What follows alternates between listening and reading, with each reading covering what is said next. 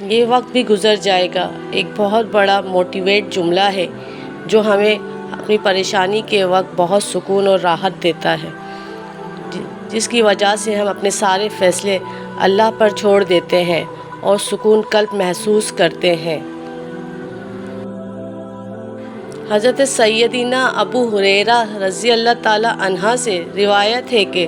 سرکار مدینہ راحت قلب و سینہ صلی اللہ علیہ وسلم نے فرمایا، مومن کی مثال کھیتی کی طرح ہے، اسے ہوائیں ہلاتی رہتی ہیں اور مومن آفات میں مبتلا رہتا ہے، اور منافق کی مثال صنوبر کے درخت کی طرح ہے جو کاٹنے تک بالکل نہیں ہلتا۔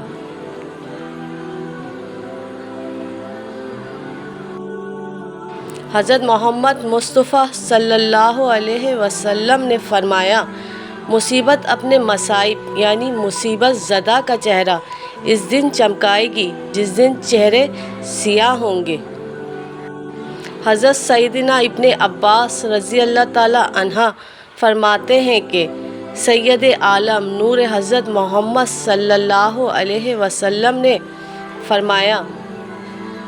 جس کے مال یا جان میں مصیبت آئی پھر اس نے اسے پوشیدہ رکھا اور لوگوں پر ظاہر نہ کیا تو اللہ عز و جل پر حق ہے کہ اس کی مغفرت فرما دے۔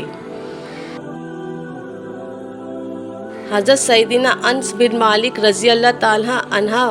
فرماتے ہیں کہ نور کے پیکر تمام نبیوں کے سرور صلی اللہ علیہ وسلم ایک درخت کے پاس تشریف لائے اور اسے ہلایا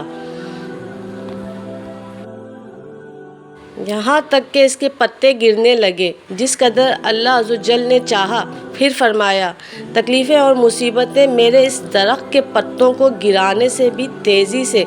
آدمی کے گناہوں کو گرا دیتی ہیں۔ برائے کرم دنیا کے ساتھ ساتھ آخرت کی بہتری کے لیے بھی جد و جہد فرماتے رہیں۔ نماز باجماعت کی پابندی کیجیے، فرض ہونے کی صورت میں زکوٰۃ ادا کرتے رہیں۔ زکوٰۃ نہ دینے سے دنیا میں بھی نقصان ہوتا ہے، جیسا کہ طبرانی کی حدیث پاک میں ہے، خشکی اور تری میں جو مال تلف یعنی برباد اور ضائع ہوتا ہے وہ زکوٰۃ نہ دینے کی وجہ سے تلف ہوتا ہے۔